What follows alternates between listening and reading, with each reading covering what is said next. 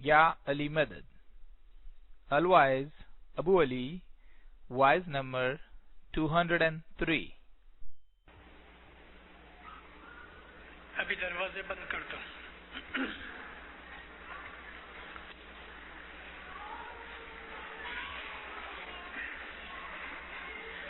شروع کریں گے نا سر.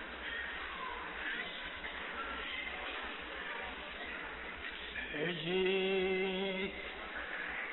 سوا کیجئے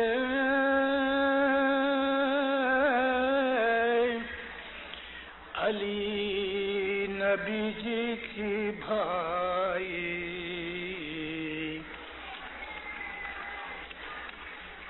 جنوں تھی آوے دھیرا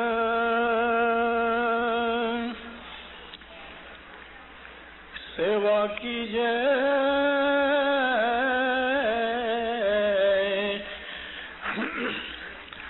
علی نبی جی کی بھائی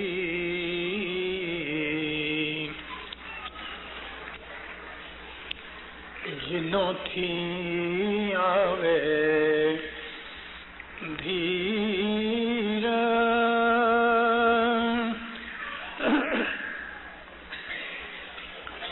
دین دنیا کے دیش میں سکھ پاوے اپنوں جیون.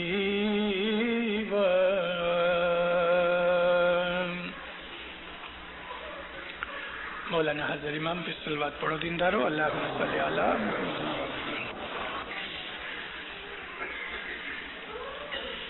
یہ جنان کچھ کامن نہیں مگر بولا جاتا ہے.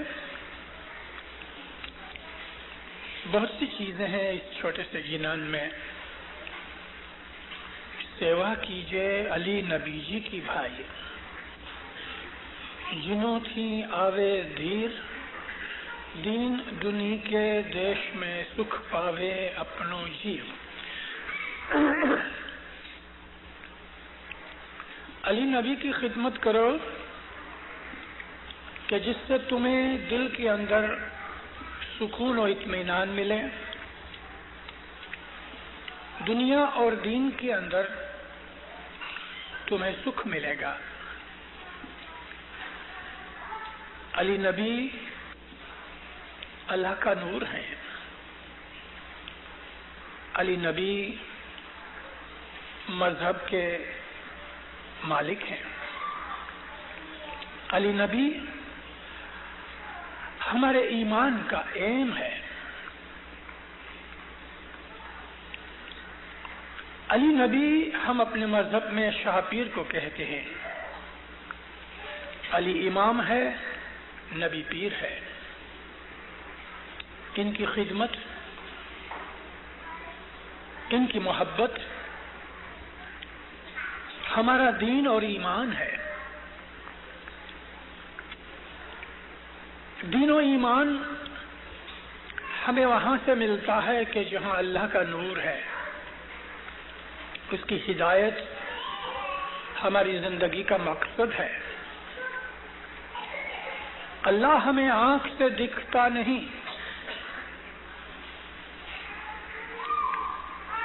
اللہ کے ساتھ ہم کمیونیکیٹ نہیں کر سکتے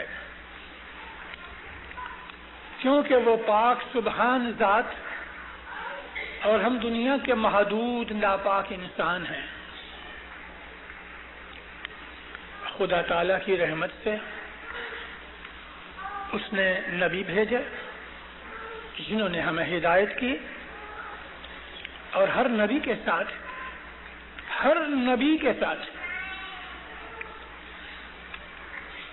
ان کا ایک مددگار ہوتا تھا. کوئی نبی اکیلا نہیں آیا. اگر کوئی نبی اکیلے ہیں تو ان کا مددگار ان کے ساتھ ہے, اور کبھی وہ مددگار گزر گیا تو یہ بن سکتا ہے کہ اس کی جگہ اور آ گیا. مگر کوئی نبی اپنے مددگار کے بغیر نہیں۔ آپ قرآن پاک پڑھو اور اس کے ساتھ ساتھ انجیل، زبور اور تورات کا بھی مطالعہ کرو، جو اللہ کی کتابیں ہیں، اور اللہ تعالیٰ نے قرآن شریف کے اندر تورات و زبور اور انجیل کا ذکر کیا ہے۔ جو کچھ تورات میں تھا وہ زبور میں آیا، تورات اور زبور مل کے انجیل کے اندر سما دیے گئے، اور اسی طرح سے تورات، زبور اور انجیل تینوں کو ملا کے اللہ تعالیٰ نے قرآن شریف میں سمو دیا۔ لیکن صرف یہی 4 کتابیں ہی نہیں تھیں، تورات سے پہلے اور بھی بہت سے صحیفے نازل ہوئے، جیسے کہ صحیفہ ابراہیم، اسی طرح سے نوح علیہ السلام کے اوپر بھی ایک کتاب اتری۔ اللہ نے ان کتابوں کا ذکر نہیں کیا، لیکن قرآن شریف کے اندر یہ فرمان کیا گیا ہے کہ ہم نے بہت سے نبیوں کو کتابیں بخشی۔ رسول اللہ کی حدیث میں سے ہمیں پتہ لگتا ہے کہ 114 رسول تھے اور ان کے اوپر کتابیں نازل ہوئیں، اور اس 114 کا نمبر رکھ کے قرآن شریف کے اندر 114 سورے بنائے گئے، 30 حصے کیے گئے قرآن شریف کے، جس کو پارہ کہتے ہیں، اور وہ اس لیے پارے بنائے گئے کہ ایکول حساب سے ہر روز ایک پارے کی تلاوت ہو سکے تو رمضان مہینے کے اندر سارا قرآن ختم ہو سکے۔ ان تمام کتابوں کا اگرچہ بہت سی ایسی کتابیں ہیں، مثال کے طور پہ انجیل جس کو ہم بائبل کہتے ہیں، وہ اپنی اصلی حالت میں نہیں ہے۔ بائبل کے اندر بہت سی چیزیں سینٹ مارک نے، سینٹ میتھیوس نے، سینٹ لیوک نے، اور اسی طرح سے جون نے، رسول نبی عیسیٰ علیہ السلام کے جو 4 احواری تھے، ان میں سے چاروں کے چاروں نے حضرت عیسیٰ کو نہیں دیکھا، مگر انہوں نے یہ بائبلز بنائی ہیں۔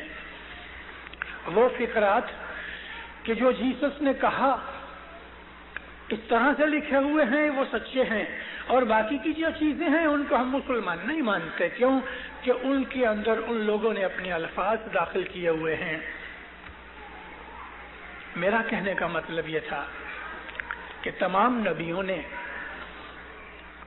اللہ کی خدمت کی، اور ان کے مددگاروں نے اللہ کی خدمت کی، اور اس طرح سے ہر بشر کے اوپر جنہوں نے ان نبیوں کو مانا یا ان مددگاروں کو مانا جن کو ہم اپنی زبان کے اندر پاتر کہتے ہیں یا امام کہتے ہیں، اور نور امامت کہتے ہیں، اور نور نبوت کہتے ہیں، خلیفۃ اللہ کہتے ہیں، خلیفۃ الرسول اللہ کہتے ہیں، ان کو ماننے والوں کے اوپر ان کی خدمت فرض دی گئی۔ اچھا، اللہ کی خدمت کیا ہے بھلا؟ کہ کونے میں بیٹھ کے تسبیح نکالو، کیا یہ اللہ کی خدمت ہے؟ یہ اللہ کی یاد ضرور ہے، ذکر ہے، لیکن اللہ جس چیز کو خدمت کہتا ہے وہ کچھ اور ہے۔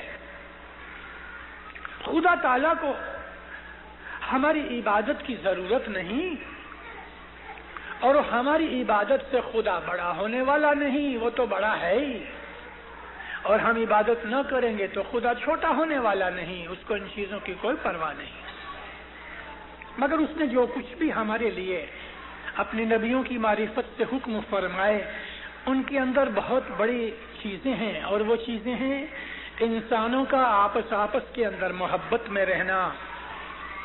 اللہ کو سب سے زیادہ یہ چیز پسند ہے۔ آپ نے نام سنا ہوگا، ایک بہت بڑے بزرگ تھے، ان کا نام تھا ابراہیم ادھم۔ ابراہیم ادھم ایک زمانے کے اندر بادشاہ تھے۔ حج کرنے کے لیے گئے. جب یہ حج سے فراغت پائی، خانہ کعبہ میں انہوں نے ایکسٹرا عبادت کے لیے چلا کھینچا. ایک کونے میں بیٹھے تھے، ذکر کرتے کرتے ان کو نیند آ گئی یا مستی آ گئی. عابدوں کو مستی میں بھی نیند آتی ہے، نیند میں بھی مستی آتی ہے، اور بعض دفعہ پتہ نہیں چلتا کہ یہ نیند ہے یا مستی ہے. بیت الخیال میں ایسا بہت دفعہ ہو جاتا ہے. جو لوگ ہر روز عبادت کرتے ہیں ان کو کبھی کبھی ایسا ہوتا ہے. پھر وہ لوگ سمجھ نہیں سکتے کہ کیا میں سو گیا تھا یا میں جاگتا تھا. حضرت ابراہیم ادھم جو تھے، دیکھتے ہیں کہ دو فرشتے خانہ کعبہ میں آئے. ایک کے ہاتھ میں ایک رجسٹر تھا، کتاب تھی، اور دوسرے فرشتے سے پوچھ کے اس کتاب میں کچھ لکھ رہا تھا. وہ فرشتے نے پوچھا، رجسٹر والا جو فرشتہ تھا دوسرے فرشتے کو پوچھتا ہے کہ اس دفعہ حج پہ کتنے آدمی آئے؟ کہتا ہے 6 لاکھ. اس نے لکھ لیے. پھر پوچھا کہ اللہ کے دربار میں کتنوں کا حج قبول ہوا؟ تو کہا 1 کا بھی نہیں. ابراہیم ادھم نے خود نے حج کیا تھا اور وہ حاجیوں میں شامل تھا، اس کا بھی حج قبول نہ ہوا. پھر اس فرشتے نے سوال کیا، لیکن مجھ کو تو نوٹس ملا ہے کہ میں سب کو حج کا ثواب دوں. کہا ہاں، ایک آدمی کی بدولت جو حج کرنے کے لیے نہیں آیا، مگر اس کی بدولت خدا نے تمام 6 لاکھ حاجیوں کا حج قبول کیا ہے. فرشتے لکھنے والے نے پوچھا کہ بھلا ایسا کون عابد ہے خدا کا پیارا کہ جو حج کرنے نہیں آیا اور اس کی عبادت کے زور سے، اس کی دعا کے زور سے خدا تعالیٰ نے 6 لاکھ آدمیوں کا حج قبول کیا. کہا اس کا نام عبداللہ بن احمد، اور وہ بغداد میں رہتا ہے. دوسری ایک کتاب کے اندر بصرے کا ذکر کیا. چلو، دونوں عراق میں ہیں، بصرہ اور بغداد بہت دور نہیں. بس ایسی رپورٹیں لے کے فرشتے چلے گئے. ابراہیم ابن ادھم کا جب یہ خیال درست ہوا، آنکھ کھلی تو ساری بات اس طرح یاد تھی کہ جیسے خود کے ساتھ بنی ہے. اپنا چلہ پورا کیا، سفر کر کے بغداد آیا. اتنا اس کو معلوم ہوا کہ وہ آدمی موچی ہے، یعنی چمڑے کا کام کرتا ہے، کوبلر.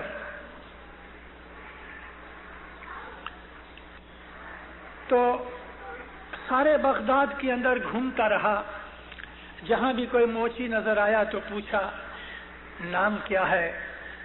یوں تپاس تلاش کرتے کرتے، جستجو کرتے کرتے آخر اس کو عبداللہ بن احمد مل گیا. سلام کیا، ہاتھ دیا. پوچھا اس نے کہ آپ کون ہیں؟ کہ میرا نام ابراہیم ہے، میں حج کر کے آیا ہوں. بڑی خوشی ہوئی، بڑی خوشی ہوئی. کاش اللہ میری بھی مراد پوری کرتا. کیوں؟ کہتے آج کئی برسوں سے میں حج کی نیت کرتا ہوں، لیکن ہر سال کچھ نہ کچھ ہوتا رہتا ہے. اس دفعہ بھی میں حج پہ جانے کے لیے تیار تھا مگر نہ جا سکا. ابراہیم نے پوچھا، اللہ کیوں نہ جا سکے؟ کہتا ہے دوست بہت لمبی کہانی ہے، چلو گھر چلے کھانا بھی کھائیں گے، میں کہانی سناؤں اپنی۔ گھر پہ آئے، بٹھایا، اس کو کہا کہ آج میں 30 برسوں سے حج کی نیت کرتا ہوں۔ 30 برس ہوئے جب بھی میں حج کی نیت کرتا ہوں، جب بھی میں حج کے لیے سفر کی تیاری کرتا ہوں، کچھ نہ کچھ بن جاتا ہے۔ اس دفعہ تو میں پکا ارادہ کیا، بوڑھا ہو گیا ہوں، معلوم نہیں دوسرے حج پہ جا سکوں گا نہیں، یہ طے کر کے میں نے حج کا سفر تیار کیا۔ بیوی بچوں کے لیے، اپنی غیر موجودگی کے لیے سب سامان وغیرہ تیار کر دیے، اور جس قافلے کے ساتھ جانا تھا وہ قافلہ بھی تیار ہوا، قافلے والے کے ساتھ بھی ملایا۔ بس دوست 2 دن کے بعد مجھے قافلے کے ساتھ جانا ہے۔ ایک واقعہ ہو گیا۔ واقعہ یہ ہوا، میں گھر پہ آیا جلدی سے، مگر اس دن میری بیوی کی طبیعت ٹھیک نہیں تھی، اس وجہ سے جلدی سے کھانا نہ پک سکا، اور تھوڑا بہت پکایا تو بچے کھا گئے۔ میں جب گھر آیا تو کھانا نہیں تھا، تو میری بیوی نے کہا کہ ادھر بیٹھو، میں پڑوسن کے پاس جا کے تھوڑا کھانا لے آؤں، ہمارے ہاں پکے گا، میں پڑوسن کو دے دوں گی۔ میری بیوی پیالہ لے کے پڑوسن کے گھر پہ گئی، مگر روتی ہوئی واپس آئی۔ میں نے پوچھا کیا بات ہے؟ تو میری بیوی نے کہا کہ بس کچھ مت پوچھو، کیا تمہاری بے عزتی کی گئی؟ کہتی نہیں۔ کیا تمہیں کچھ گالیاں دی گئی؟ کہتی نہیں۔ تو بات تو کرو، بات کیا ہے؟ رونے سے وہ بات نہ کر سکی، تھوڑی دیر کے بعد پانی پیا، مجھے کہنے لگی ہمارا پڑوسی جو ہے، یہاں اس کو روزی نہ ملی تو کام ڈھونڈنے کے لیے دوسرے ملک میں گیا ہے، اس کے پاس جو تھوڑا بہت کھانے پینے کا سامان وغیرہ تھا وہ چھوڑ گیا تھا، اور پھر کھانا پینا ان کا بند ہو گیا۔ اس کے 3 بچے ہیں، بیوی ہے، ابھی تک اس نے کچھ بھیجا بھی نہیں، پتا بھی نہیں کہ وہ کہاں ہے۔ تو 7-8 دن سے ان کے گھر میں کچھ نہیں پکا۔ گئے 3 دن خصوصاً کر کے یہ بالکل بھوکے ہیں۔ تو آج اس نے، میں جب کھانے کے لیے گئی کہ تھوڑا سا مجھے میری پڑوسن کھانا دے، اب میں نے کہا تھوڑا سا مجھے اس میں سے سالنا دو، تو میری پڑوسن رونے لگی۔ میں نے کہا بہن کوئی بات نہیں، مت دو، اس میں رونے کی کیا بات ہے؟ کہتی نہیں، کھانا تو پک رہا ہے لیکن تجھے دینے کے لائق نہیں۔ کیوں؟ کہ یہ گدھے کا گوشت ہے، اسلام میں گدھا حرام ہے، گدھے کا گوشت۔ کہتی ہاں 3 دن سے کچھ نہ تھا، بچے بھوک سے بلک رہے تھے، میں مجبور ہو گئی کسی کے سامنے ہاتھ پھیلاؤں، اس سے تو مر جانا بہتر۔ میں شہر سے باہر گئی تو ایک مرا ہوا گدھا پڑا پایا۔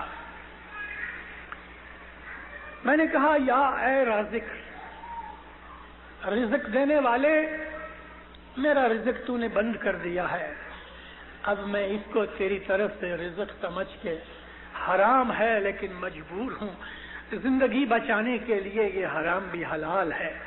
میں نے گدھے کا گوشت کاٹا لاش میں سے اور میں گھر لے کے آئی۔ میری بہن تم تو ایک عابد کی عورت ہو، میں تجھے یہ حرام گوشت نہیں دے سکتی۔ اس نے اسی وقت حج جانے کا ارادہ ترک کر دیا اور اپنی بیوی کو کہا کہ یہ جا تھوڑے سے پیسے اس کو دیا، اس کو بولو کہ یہ ہانڈی پھینک دو، بازار سے جا کے کھانا پینے کا بندوبست کرو، میں جب تک جیتا ہوں، جب تک تیرا شوہر واپس نہ آئے، میں تجھے پالتا رہوں گا، تیرے بچوں کو پالتا رہوں گا، تو میری بہن ہے، پڑوسن ہے۔ ابراہیم صاحب، میں نے جو حج کا ارادہ کیا تھا اور حج کے لیے جو پیسے جمع کیے تھے وہ میں نے ان کو دے دیے اور میں حج پہ نہیں گیا۔ ابراہیم نے کہا، اے بھائی تیرا حج قبول ہوا۔ کیسے؟ تو انہوں نے یہ بات سنائی کہ میں ابراہیم ادھم ہوں۔ اس نے نام سنا تھا، یہ بہت بڑے زبردست صوفی درویش تھے۔ جب یہ نام بتایا کہ میں ابراہیم ادھم ہوں، وہ ان کے پاؤں پہ جھک گیا۔ کہتا مت جھکو، تم میرے مرشد کے برابر ہو۔ میں اگرچہ ابراہیم ادھم ہوں، تمہاری نظر میں میں درویش ہوں، لیکن میرا حج بھی میرے بھائی تیری وجہ سے قبول ہوا ہے۔ 6 لاکھ آدمی آئے تھے حج کرنے کے لیے، مگر 6 لاکھ کا حج تیری وجہ سے قبول ہوا ہے۔ خدا کی خدمت یہ ہے۔ اس قسم کی باتیں ہمارے اسلام میں بہت کچھ ہے۔ اللہ ہمارے دل سے روشن ہے۔ خدا کو ہمارے مال و دولت کی اور کپڑوں کی اور موٹروں کی اور بنگلوں کی کوئی پرواہ نہیں ہے، وہ تو ہمارا دل دیکھتا ہے۔ اسی قسم کا ایک واقعہ ہماری جماعت کے اندر جو ہوا ہے، زنزبار کے اندر ایک شخص گزر گیا اور اپنی بیوی کو بیوہ چھوڑ گیا۔ غریب آدمی تھا، یہاں کوئی نہ تھا، ایک لڑکا بمبئی میں رہتا تھا۔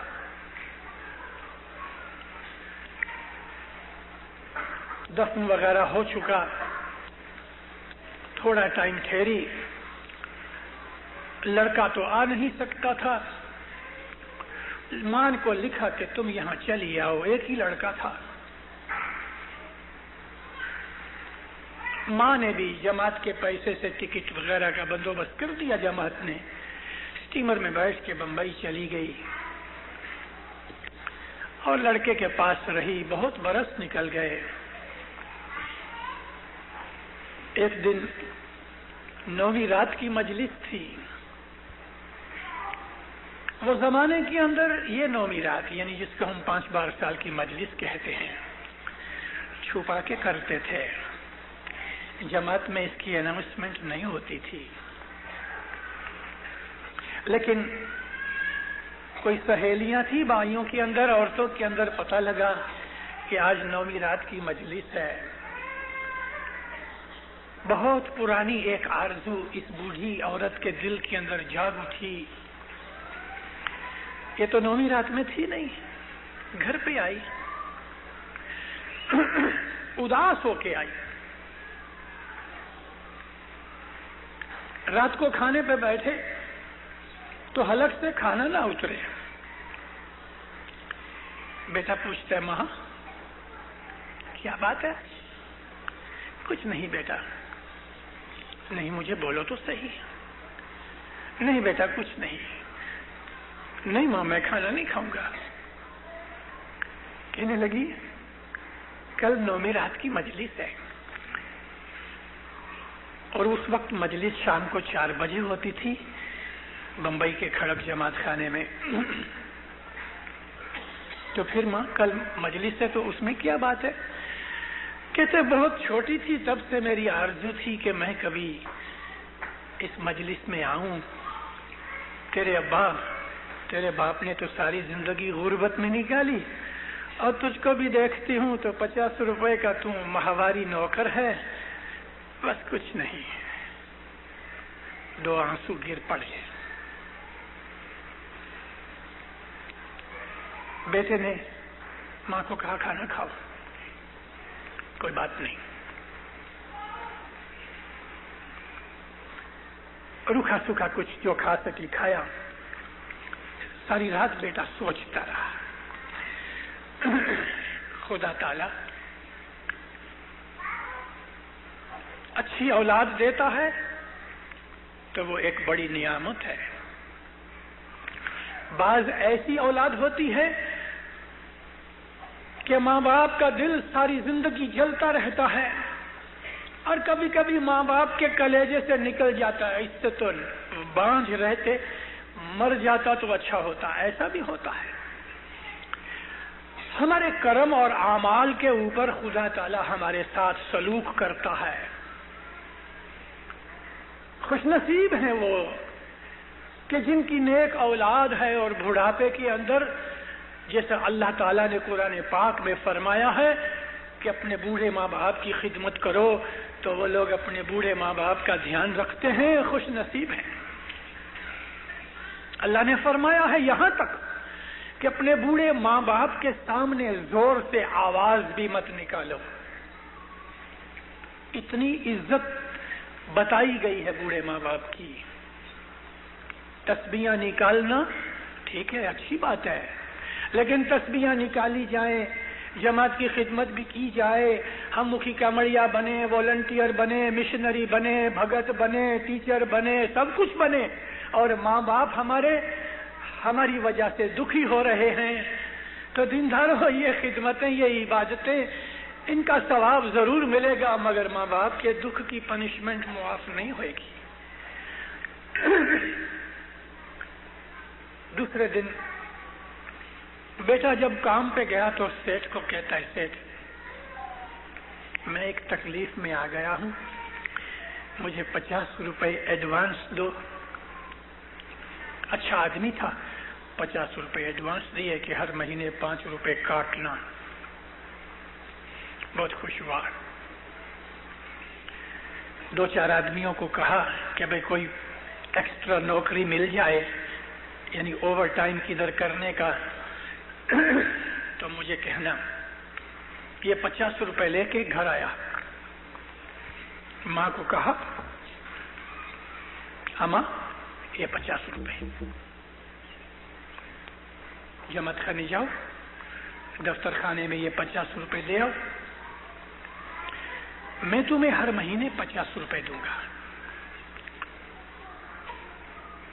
10 مہینے ہو جائیں گے، 500 روپے جمع ہو جائیں گے، نومیرات میں جانا۔ ماں بہت خوش ہوئی، بہت دعائیں دی، جا کے 50 روپے دیے، نام لکھا آئی۔ 2-3 دن کے بعد اس آدمی کو ایک نوکری ملی، 2 گھنٹے کام کرے، 50 روپے ملے، بہت خوش ہوا، مولا کا بہت شکر کیا۔ جہاں نوکری کرتا تھا وہاں 8 گھنٹے 9 گھنٹے کام کرتا تھا، یہاں 2 گھنٹے کے 50 روپے، یا مولا تیرا بہت شکرانہ۔ یہ جو 50 روپے اس نے ماں کو دیے، مہینے کے بعد دوسرے 50 روپے دینے کا موقع نہ آیا، ماں گزر گئی۔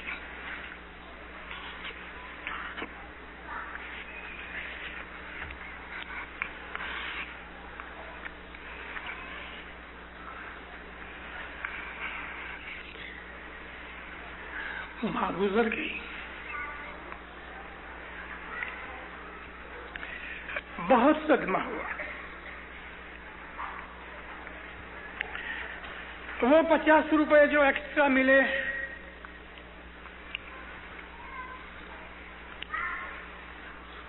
ماں کی دفن کریا میں کام آئے۔